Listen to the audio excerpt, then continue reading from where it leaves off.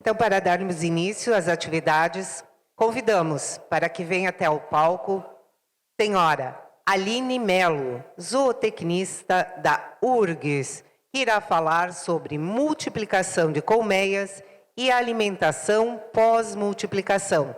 Seja muito bem-vinda. Oi, pessoal, bom dia. Tudo bem com vocês? Prazer estar aqui hoje. Meu nome é Aline Melo, eu sou zootecnista de formação. Também sou especialista em apicultura, meliponicultura. Sou apicultora, meliponicultora, instrutora do Senar e apaixonada pelas abelhas. Fazem quase 4 anos que eu trabalho no Senar e também fui picada pelas abelhinhas, né? Então, não sei se o seu Orlando está por aí, mas eu queria agradecer ele, que foi através dele que eu recebi essa polinização, essa sementinha da meliponicultura. Eu já era apaixonada pelas abelhas, mas ainda não tinha tido contato com a meliponicultura. Porque na época que eu fiz a graduação, ainda não tinha as disciplinas, as cadeiras, enfim, o setor de meliponicultura que cresceu nos últimos 10 anos. Então, começou por ele e logo já consegui adquirir as minhas primeiras colônias. Então, ontem eu estava fazendo uma contagem e hoje eu estou com 27 colônias, então, de várias espécies: manassaia, manduri, jataí, miringuaçu, canudo, borá, iraí e cada uma que eu fui conhecendo e fui as estruturas, né, a abelhinha e tal, e fui me apaixonando. Então, a gente vai adquirindo as espécies, as colônias e por paixão. Tá? Então, quero agradecer a Nativas pelo convite, principalmente ao Jonas, pelo convite de estar aqui hoje. É um prazer para mim falar um pouquinho para vocês e compartilhar um pouquinho da minha paixão também pelas abelhas. Então, quero agradecer ao pessoal que esteve no curso essa semana. Espero ter plantado uma sementinha em cada um também que participou, que eu tenha conseguido transmitir um pouco da minha paixão também pelas abelhas, que eu tenha conseguido polinizar um pouquinho cada um que participou, né, do curso. E hoje eu vou falar um pouco para vocês sobre multiplicação das abelhas sem ferrão, alimentação pós e, posteriormente, eu pedi um pouquinho do tempo para o Jonas para falar sobre um assunto que é pouco falado ainda na meliponicultura, que é o melhoramento genético e substituições de rainhas. Então, quero adicionar um pouquinho desse tempo no final para vocês, que é um assunto pouco falado ainda, mas importantíssimo no setor para manter os enxames fortes, produtivos e mantermos as caixas completas, produtivas nos nossos meliponários. Então, sobre multiplicação de colônias, por que fazer? Então, é essencial para aumentar o número de colônias do meliponário de forma sustentável e permitir a ampliação da espécie, a preservação da espécie e, assim, povoarmos mais o nosso meliponário. E o porquê fazer dessas multiplicações? Tá? Primeiro, para aumentar o número de colônias, que nem eu comentei com vocês. Segundo, evitar enxameações descontroladas. Então, assim, a gente consegue enxames, às vezes, que não vai se adaptar bem, enfim, na natureza.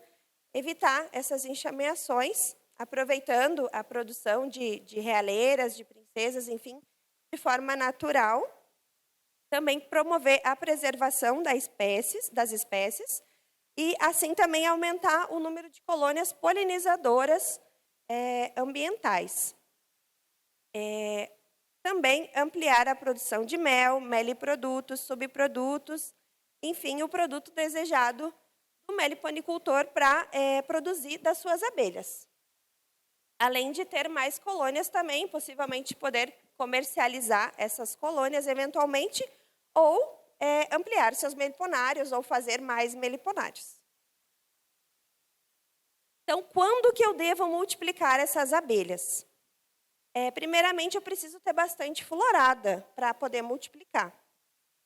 Segundo, primavera, verão. Eu devo multiplicar essas colônias. Quando que eu devo multiplicar? Quando a colônia estiver bem forte, povoada, com discos maduros na parte superior do ninho, independente do modelo de caixa. Caixa de módulo, caixa de baú, né, que eu vou fazer uma divisão por disco. É importante eu ter essa colônia bem povoada, forte, para que eu faça uma multiplicação de colônia forte, não de mini colônias. Então, importante também para evitar mini enxames nos meus meliponários. Com exceção da guaraipo, que acredito que muitos de vocês conhecem ela, que é fantástica, né? Ela tem as crias na parte inferior do seu ninho. Então, com exceção dela, a gente vai observar a cria madura na parte superior dos enxames quando a gente for abrir a caixa. E aí, eu preciso de realeira ou não preciso de realeira? Depende da espécie. Então, quais espécies que eu preciso de realeira? A jataí é uma delas. Quem aí já viu realeira? De alguma espécie? Quem aí já viu? Miringuaçu, jataí, canudo. Quem aí? Conta para mim. É legal, né? Quando a gente abre o invólucro assim, ou ela está exposta ali. Então, tu encontrar uma realeira, às vezes, é uma descoberta fantástica, porque muita gente não enxerga, não consegue ver. Então, às vezes, não tem um enxame bem populoso, bem povoado, que faça essa realeira, né? Então, tu precisa, de alguma forma, fazer algum estímulo, que nem uma jataí, por exemplo. Se ela não recebeu alimentação no inverno, ali em setembro, por aí, ela vai ter muito invólucro ressecado.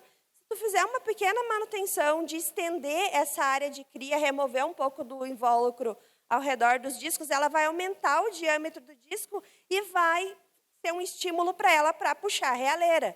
Então, tu vai estar dando um start nela de agora vai ser a hora de multiplicar. Então, ela vai ampliar os discos, ampliar a cria e produzir realeira também. Então, o dia que eu vi a minha primeira realeira, eu fiquei muito feliz, porque muita gente diz, eu nunca vi, eu não consigo ver, é muito difícil. Mas não, ela é bem visível, dependendo da espécie, ela fica no centro do disco. Já vi iraí também, realeira no centro do disco. Então, quando tu vê a primeira, nossa, assim, é quase como ganhar na loteria, de tão feliz que a gente fica. Então, essa daqui, para vocês verem, é uma célula, não vai ter o apontador, mas é uma célula da jataí, ela fica na borda do disco, bem maior do que uma célula de operária ou de zangão, então é muito fácil de tu identificar. Tá? Então, outra espécie que precisa de realeira também é a abelha aborá, que é o jataízão. Não sei se alguém já trabalhou com essa espécie ou trabalha, enfim. É uma abelha fantástica e também precisa de realeiras. Outras espécies que precisam de realeiras na hora de multiplicar. Tubuna, canudo, iraí e as plebeias. Mirindroriana, miringuaçu, que mais? As outras mirim, nigríceps, enfim, todas essas a gente precisa encontrar uma realeira na hora de multiplicar, para que o sucesso aconteça na hora da multiplicação. Tá? Se a gente não encontrar essa realeira, talvez a gente não tenha um sucesso na multiplicação, a gente acabe perdendo aquele enxame, o multiplicado, né? E é importantíssimo. Agora, as abelhas meliponas, como a mandaçaia, por exemplo, em cada disco de cria, ela produz operárias, princesas e zangões. Então, são os enxames mais fáceis de nós multiplicarmos. Então, em torno de 25% de cada disco são princesas. Então, num disco maduro, se tu apenas pegar discos maduros, é sucesso a tua multiplicação. Tá? Então, como que eu vou multiplicar esses enxames? Eu vou multiplicar por disco ou vou multiplicar por módulos? Eu vou fazer uma multiplicação 2 por 1 ou 1 por 1? Então, 2 por 1 seriam 2 enxames formar um terceiro. E 1 por 1 é um enxame formar outro. Então, uma divisão 2 por 1 é uma divisão mais gentil, mais delicada, que tu não vai retirar todos os recursos de um enxame. Tu vai retirar discos de um e campeiras de outro. Então, é uma divisão menos invasiva, eu diria. Tá? Então, vou fazer uma multiplicação por discos. O que eu preciso? Normalmente, uma multiplicação por discos é de caixa baú para uma caixa baú ou uma caixa baú para uma caixa de módulos, ou de módulos para outros módulos com discos. Tá? Se não tem um estrangulador, vai normalmente precisar de uma multiplicação por discos. O que eu faço? Eu preciso ter a caixa matriz e uma caixa vazia. Então, esse é o maior problema quando a gente vai multiplicar. Preciso ter várias caixas vazias. Se eu tenho 25 colônias no meu meliponário, eu vou precisar pelo menos ter 25 caixas vazias para fazer essas multiplicações. Tá? E qual que é o passo a passo dessa multiplicação? Vou pegar a caixa vazia, pode ser que ela já tenha sido habitada ou não. Vou preparar o túnel de entrada, vou preparar um material para que eu possa apoiar esses discos para que ele não fique em contato com a caixa. Muita gente utiliza bolinhas de ceramista, ou gravetos de madeira para evitar mosca soldado. Enfim, eu preciso fazer uma base para apoiar esses meus discos. Ceramista, eu preciso ter uma ceramista de boa qualidade e em grande quantidade para ajudar. Quanto mais eu ajudar com a ceramista, menos ela vai precisar produzir essa cera. Então, também, dentro dessa caixa, eu já aproveito nesse momento para colocar um alimentador. Importante eu preparar, antes de eu começar a multiplicação, eu vou ir no meu meliponário e vou selecionar os enxames que eu preciso multiplicar. Então, no primeiro dia, eu vou lá, vistorio as caixas e deixo marcadas quais estão em pontos de divisão. Deixei marcadas elas, identificadas, posso botar um galho, uma pedrinha, enfim, e vou para casa preparar as caixas vazias.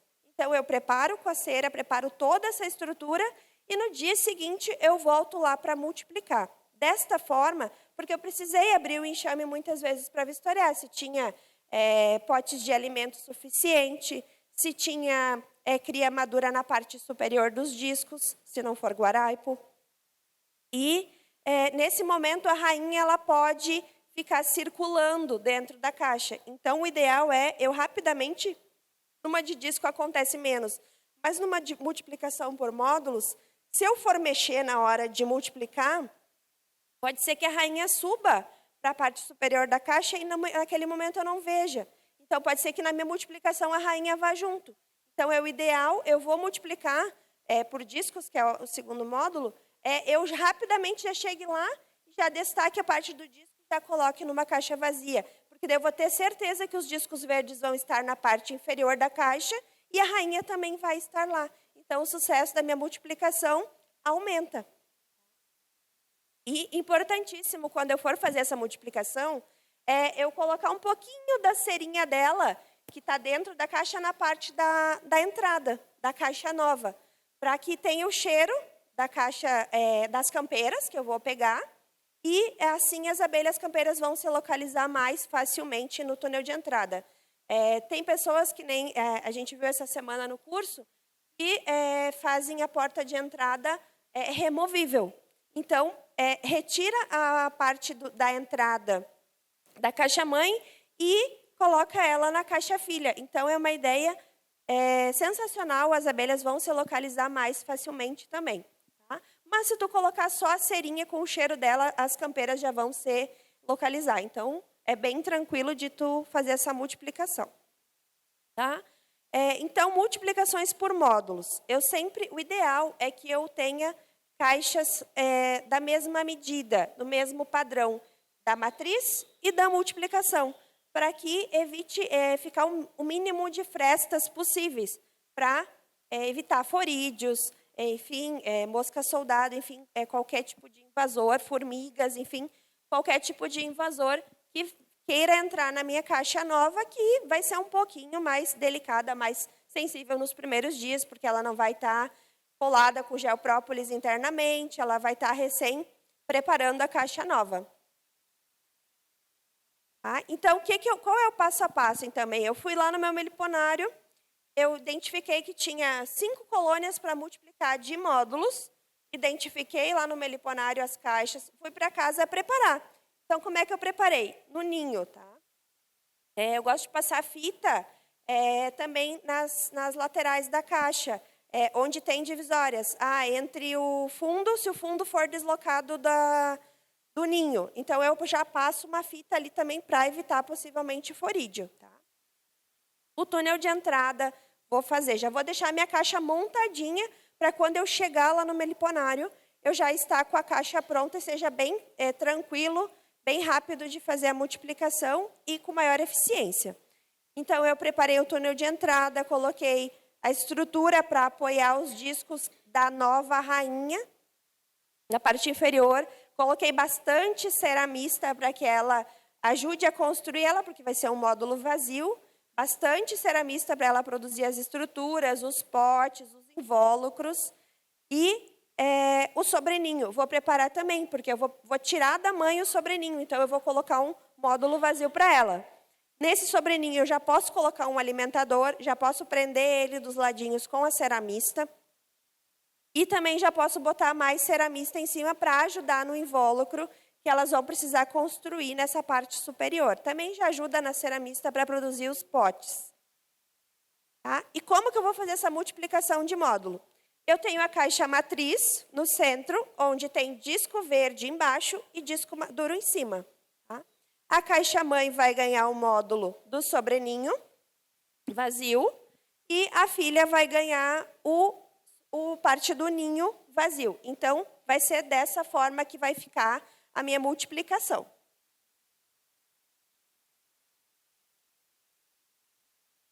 Então, eu vou fazer a minha multiplicação 1 para 1 ou 2 para 1. Digamos que seja 1 para 1. Uma caixa vai gerar outro enxame. Então, ela vai me doar os discos maduros e as campeiras também. Quando eu trouxer esses discos, importante do módulo, por exemplo, mas se for divisão de disco, importante aquelas abelhas novinhas que estão caminhando no meio dos discos ali, elas vão ser bem importantes na futura multiplicação, tá? No módulo, as abelhas, se tu não abriu a caixa, elas não se desorganizarão. Então, tu consegue dividir o enxame, quando tu vai no dia seguinte, por exemplo, da tua vistoria, já estão bem divididinhas as abelhas na parte do ninho e na parte do sobreninho. Então, tu leva metade das abelhas que trabalham dentro da caixa ainda. Então, eu retiro a caixa mãe do lugar. Se eu tenho bastante abelha que saiu naquele momento e eu vejo que está legal de campeira, eu nem preciso fazer uma revoada. Tá? Eu já dividi as abelhas internas 50% para cada uma e vou deixar a filha no lugar da mãe. Para onde que eu vou levar essa mãe? Depende da florada que tu tem. Eu tenho bastante florada na minha propriedade, no mato. Não, eu moro na cidade. Então, se tu tem menos floradas e tem possibilidade de absorções dos enxames, o ideal é que tu levasse 2 quilômetros, pelo menos, a mãe, para não ter perigo de alguma absorção. Mas se tu tem bastante florada, que está tranquilo, tu pode deixar, às vezes, no mesmo meliponário. Tem gente que faz de uma prateleira para outra. Tá? Então, depende de cada caso. E também tem casos que normalmente tu pode dividir e levar a filha. Digamos que seja um enxame bem populoso, que tu conseguiu levar bastante abelha no módulo, na divisão de módulo, e tu leva a filha para outro lugar para formar um novo enxame num novo local. Tá? Então, cuidados após a multiplicação. A filha ficou com bastante campeira, ideal a gente colocar um plástico transparente na filha e, após elas entrarem na campeira, tu dá uma espiadinha para ver se tem bastante abelha circulando ali. Importantíssimo para o sucesso da multiplicação. Às vezes, no dia, tu não consegue acompanhar, mas no dia seguinte, tu já consegue acompanhar se ficou bastante abelha para povoar a caixa da filha, tá? Da multiplicação. Se não ficou, futuramente pode ser que eu identifiquei a postura da princesa e precise doar mais discos para fortalecer ela mais rápido. Então, funciona também. Só que eu preciso acompanhar, preciso observar para ver o que realmente esse enxame está precisando. Ou pode ser que a mãe tenha ficado com poucas campeiras. Também pode. Então, eu posso ajudar elas com discos de cria madura de outras colônias para ajudar esse fortalecimento desses enxames e que eles cresçam rapidamente. Então, eu fiz divisão de disco ou de módulo. Quando eu fiz divisão de discos, numa caixa baú, por exemplo, ela não tem estrutura nenhuma construída dentro. Então, é importante esse cuidado ser maior, porque está entrando recurso da natureza. Que recurso está entrando? Pólen, néctar, resina? Ah, não observei a entrada de néctar. Então, eu tenho que ajudar ela mais com xarope. Eu botei um plástico transparente para me conseguir observar. Elas estão construindo potes, estão depositando pólen. Então, eu posso ajudar nos primeiros dias essa alimentação energética para que ela tenha energia para ir buscar recurso nas flores. Ou a divisão de módulo. A divisão de módulo eu dividi e ela estava com bastante reservas de mel e de pólen. Então, ela fica mais tranquila se eu não fornecer alimentação nos primeiros dias. Tá? Posteriormente, se eu quiser incentivar o crescimento do enxame mais rápido, eu posso, eventualmente, ajudar uma vez por semana, enfim, fornecer um xarope energético ou, eventualmente, alguma fonte proteica. Tá? E a caixa baú, como ela não tem estrutura nenhuma, se eu ajudar posteriormente com mais ceramista, também ela vai ter um crescimento do enxame mais rápido. E é um manejo que eu gosto muito de fazer, que é o controle zootécnico das minhas caixas. Tá? Que dia que eu fiz essa multiplicação? Então, eu gosto de cortar um pedaço de fita crepe e colar em cima da caixa. É uma mãe ou é uma filha? Então, eu escrevo mãe, data que eu fiz a multiplicação. Então, eu faço controles dos meus enxames assim. Então, se tu tem uma fita que não vai pegar a umidade, ela vai colar. Eu tenho fita de 12 meses coladas nas minhas caixas, que estão intactas. Tá? Pega uma caneta dessas permanente e não vai sair a tinta da caneta também. Então, fica fácil de tu controlar. Substituir, posso anotar na mãe e posso anotar na filha. Então, eu gostei de fazer esse controle, porque quando eu comprei as minhas colônias, eu identifiquei que as rainhas tinham ficado mal fecundadas. Então, em um ano, elas não tinham crescido ainda o suficiente para multiplicar. Eles têm alguma coisa errada. Fui lá, identifiquei que tinha princesa, que tinha zangão, fui lá e matei todas as rainhas. Então, ficaram muito boas. 30 dias depois, eu fui lá olhar, só que eu anotei isso. E agora fazem 2 anos.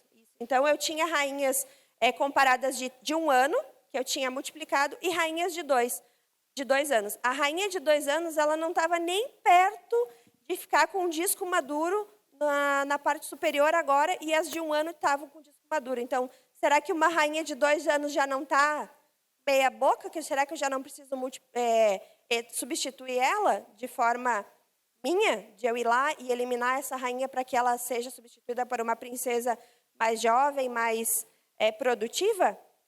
Então, eu gosto de fazer essa anotação em cima da caixa. Que dia que eu multipliquei, se era mãe ou se era filha, para ter esse controle da idade da rainha. E também, importantíssimo, 30 dias, pelo menos, após a multiplicação, a gente fazer essa observação se tem a postura da princesa, da rainha nova. Eu fiz uma multiplicação, agora há poucos dias, de canudo. Então, em 21 dias, ela já tinha 3 discos de postura nova. Então, em 21 dias, já tinha o resultado da rainha nova. Então, bem legal a gente acompanhar, para a gente ter ideia, mais ou menos, de quantos dias demora para ter essa postura da rainha. Tá? Então, erros comuns nas multiplicações e como evitar. Evitar dividir colônias em dias frios. Também evitar colônias fracas, colônias pequenas, que tenha pouca população. Também retirar o excesso de alimento. Por exemplo, vou dividir uma jataí. Ela tinha ninho, sobreninho e uma melgueira. Se no sobreninho não tinha potes de alimento ao redor dos discos de cria, pode ser, e a rainha vai ficar ali, pode ser que ela não tenha recursos para se fortalecer tão rápido se a minha oferta floral não for boa. Então, eu posso deixar a minha melgueira, que estava cheia, para a rainha. E no sobreninho tinha bastante potes de alimento. Então, a filha vai se virar muito melhor comparado à mãe que iria ficar sem recursos. Então, eu posso fazer de forma que beneficie a mãe e a filha, para que nenhuma seja prejudicada, tá? Erros comuns também. Eu ir lá e dividir, nunca mais ir lá olhar. Deixar ela se virar. Pode ser que dê certo, pode ser que não. Então, é importante a gente acompanhar essa multiplicação para que tenha o sucesso dela. Então, que alimentação nós podemos fornecer para os nossos enxames? Primeiro é a observação. Eu observo se está entrando néctar e pólen no meu enxame, para que eu possa entrar com essa alimentação energética ou proteica de forma para ajudar esse enxame, tá? Para que ele não seja absorvido, enfim, por outra colônia ou acabe morrendo. Então, eu posso fornecer também num enxame de uma divisão por discos, eu posso fazer os copinhos de cera e já ajudar ela de forma de copinhos também. Tá? Posso fornecer a alimentação proteica dentro desses copinhos, se ela não precisar, ela vai tapar esses copinhos e vai guardar para depois, ou vai consumir, e posteriormente também vai consumir a cera mista. E as rainhas? Agora é um tema assim, que eu falo para muita gente e todo mundo diz, meu Deus do céu. Que nem eu atendi o grupo de ATEG, a Aline é assassina de rainhas. A Aline gosta de matar uma rainha. Não, a Aline gosta de abelhas de enxames produtivos. Tá? Lembrando que na meliponicultura, numa enxameação, quem que vai embora? É uma princesa. Então, a rainha vai ficando ali na caixa e se o enxame não preservar pela perpetuação da espécie, a rainha acaba morrendo, às vezes dura seus 4 anos, 4 anos e meio, 5 anos, e às vezes morre no inverno. E aí eu tenho princesa para substituir ela? Não tenho. Então, o enxame, eu observei que a partir do 2º, 3º ano, o enxame começa a diminuir em virtude da rainha fazer menos postura diariamente, enfim, manter a sua população menor. Então, o enxame acaba diminuindo, vai ficando uma colônia pequena e, às vezes, não é por genética, às vezes apenas por rainha velha. Tá? E aí, como que eu identifico se a minha rainha é nova ou é velha? Quem aí já fez essa observação? De olhar uma rainha e ver se ela é nova ou velha? Tá? É muito legal a gente fazer essa observação. Tá? Vocês conseguem ver a diferença dessa rainha para aquela rainha? É rainha da mesma espécie. Então, é uma rainha jovem e uma rainha de seus 3 anos, 2 anos e meio, 3 anos. Vocês observam a diferença da coloração do abdômen dela? Um abdômen bem clarinho nos segmentos e aquela lá já mais escurecida. Então, isso que a gente tem que observar. Se eu não vou às vezes vasculhar a minha caixa para observar a rainha dela, se está nova ou se está velha. Mas eu fazendo essa anotação com a fita crepe em cima da caixa, eu já sei que idade tem a minha rainha. Se ela não se substituiu sozinha, ela vai ter aquela idade de quando eu multipliquei o meu enxame. Tá? Então, eu fazendo esse controle de manter rainhas jovens, rainhas produtivas, eu vou ter todas as minhas caixas do meu meliponário produzindo enxames fortes, com bastante reserva de alimento, porque às vezes se eu tenho uma rainha velha, eu vou ter menos população, eu vou fazer menos estoque de alimento no enxame. Então, desta forma, eu ajudo a preservar a espécie, os meus enxames e mantenho todas as minhas caixas fortes e produtivas. Tá? Não importa se eu vou deixar enxamear, se eu vou multiplicar. O importante é que eu tenha todos os enxames fortes e produtivos no meu meliponário. Então, quando que eu vou substituir essas rainhas? Eu não vou sair matando rainha em qualquer época do ano. Eu vou esperar. Mas eu não sei ver se tem zangão. Se enxergar a princesa, provavelmente tem zangão. Mas eu não sei ver princesa. Tem um monte de fotos, de observação. A princesa, por exemplo, de uma melipona, ela vai ser um pouco menor que uma operária no seu abdômen e, às vezes, se tu observar o teu meliponário, se for na tua casa, se for em algum lugar que tenha calçada, tu já deve ter visto uma princesa caminhando no chão ou morta, enfim, que ela foi expulsa da caixa. Então, é muito mais fácil tu identificar uma princesa de uma melipona. Tá? Mas eu já fiz, por exemplo, substituições de rainhas de jataí. Eu tinha quando tu tem 2 enxames ou mais, tu consegue comparar se um está produtivo e o outro não está. Então, eu abri um enxame de jataí e vi uma realeira. Eu sabia que aquela rainha não era tão produtiva quanto a outra caixa que eu tinha. Então, em vez de eu multiplicar, o que eu fiz? Eu eliminei a rainha para ver se aquele enxame era com problema de genética ou problema da rainha mal fecundada, porque ela é acasalada apenas com um zangão. Então, aquele zangão tem que ser muito bom para a rainha ser boa e produtiva. Tá? Então, se ela ficou mal fecundada, não importa se ela é jovem ou se ela é velha. Se ela ficou mal fecundada, ela vai ser ruim desde o primeiro dia de vida de postura dela. Tá? Então, eu eliminei a rainha, 30 dias depois, anotei lá, para mim não ficar vasculhando na caixa antes do período. 30 dias depois eu fui lá olhar, ela já estava melhor do que aquela outra que eu tinha lá. Tá?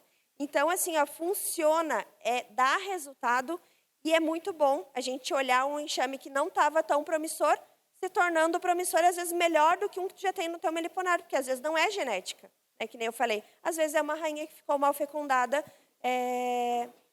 no seu voo lá no seu acasalamento. Tá? Então, quando que eu vou substituir? Primavera, verão, quando eu tenho presença de princesas ou realeiras. Lembrando que se eu vou substituir uma que precisa de realeira, eu preciso ver a realeira para poder matar essa rainha. Tá? E também acompanhar 30 dias depois, ver se essa rainha nova já começou a fazer a postura ou eu tenho que interferir de alguma forma. Tá? Então, a mensagem que eu quero deixar para vocês, se alguém tiver alguma dúvida depois, não sei se a gente vai ter uns minutinhos para tirar dúvida, mas a mensagem que eu quero deixar para vocês é que cuidar das abelhas é muito mais do que multiplicar. É também cuidar para que os enxames sempre tenham rainhas produtivas e enxames populosos, para que eu mantenha os meus enxames no meu meliponário. Muito obrigada.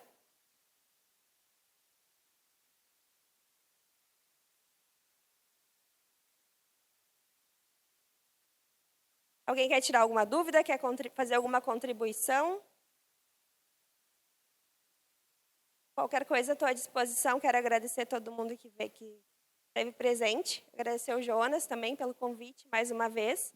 E qualquer dúvida também, estou à disposição, se alguém quiser conversar comigo posteriormente. Muito obrigada.